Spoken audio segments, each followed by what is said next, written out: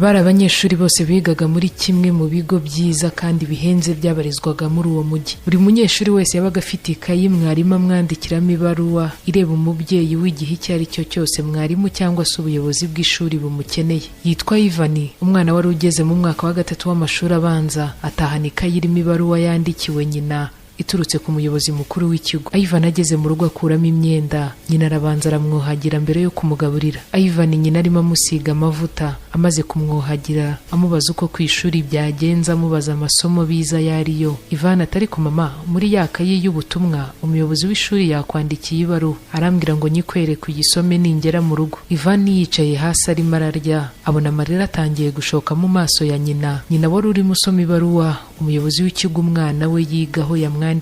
Ivan yabajije nyina ati mama, kubera icyo urimo urarira? Ni ibiki headmaster yakwandikiye? Yakubwiye se ko nkubagana ku ishuri? Cyangwa mama yakubwiye ko mperutse gutera umupira mu kirahure cy'idirishya ry'ishuri nigamo nka kimena? Ivan arahaguruka yegera nyina, atangira kumuhanagura amarira ku maso. Ati mama, niba ari ibyo mbabarira ntabwo nzongera kumena ibirahure by'ishuri. Nyina wari umaze gusoma iyo baruwa yandikiwe asa n'uwiyumanganya, asa n'uwihanagura. Ati mwana wanjye, ndikurizwa n'ibyishimo, humura. Umuyobozi wawe yanyandikiye ibaruwa ambwira ko ukomeje kurushaho kuba umuhanga mu ishuri, ambwira ko amasomo yose urimo uragerageza kugenda uyatsinda neza. Ati ndetse kuramutse ushyizemo imbaraga ukarushaho kwitwara neza mu masomo yose, wazaserukira ishuri ryanyu mu gihugu cy'Ubudage. Mu minsi mike iri imbere akaba ari wowe userukira ishuri nk'umwana w'umuhanga kurusha abandi. Ivan w'imyaka mike ariko wasaga nk'uciye akenge yarishimye cyane bigaragara, atangira gusimbuka ahobera nyina cyane. Ati mama, rwose ngiye kwihata, ahubwo ubutaha nzaba uwa mbere. Umwana na nyina barahoberana. Nyina wa Ivan ariko we yasaga nk'ujijisha, agerageza guseka ngo atereke umwana we ko ababaye, ariko mu bigaragara ibyo yabwiye umwana we ko umuyobozi w'ishuri yamwandikiye bitandukanye cyane n'ibyari byanditse muri iyo baruwa. Ivan amaze kurya yagiye kuryama, nyina nawe akomeza gukora indi mirimo yo mu rugo. Iminsi nayo ikomeza kwicuma. Nyuma y'igihe kirekire, nyuma y'imyaka myinshi cyane, Ivan yaje kuvamo umuntu w'umugabo, yaje kuvamo umwe mu badokiteri 3 gusa babagaga ubwonko mu gihugu cye. Ivan yicaye mu cyumba yaruhutse nibwo yagiye mu cyumba cya nyina wari umaze imyaka 2 yishwe na kanseri. Ivan yatangiye noneho gushaka iby'ingenzi nyina yari atunze ngo abitange, abifashisha abakene, hanyuma kandi bidafite akamaro nabyo abitwike. Ibintu byari byaramunaniye gukora mbere hose, kuko yumvaga ibyo biri aho mu cyumba cya nyina bisa nkaho bimwibagiza ko nyina atagihari. Kubyuka akabona imyenda ya nyina byatumaga yumva asa nkaho bakiri kumwe. Ariko nyuma y'imyaka 2 nyina apfuye, Ivan yaje guhindura intekerezo, noneho yiyemeza kubitwika, gutwika ibitagize icyo bimaze byari ibya nyina, hanyuma ibifite ibyo bimaze akabitanga, akabifashisha abakene. Ivan ahera mu myenda ya nyina, agenda atoranyamo imizima ngo azayitange,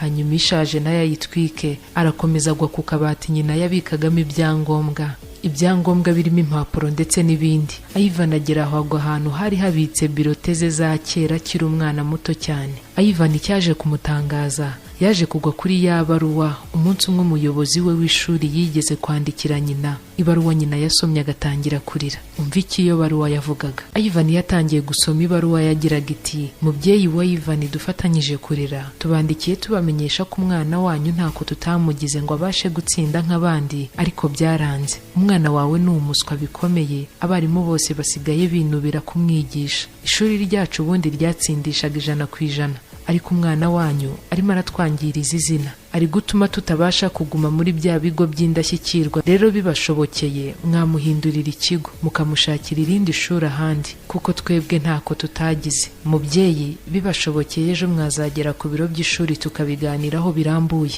Ivan yaguye kuri iyo baruwa arayisoma, nawe atangira kurira. Nibwo yasobanukiwe neza noneho icyarizaga nyina umunsi wa mbere nyina yarimo asoma iyo baruwa.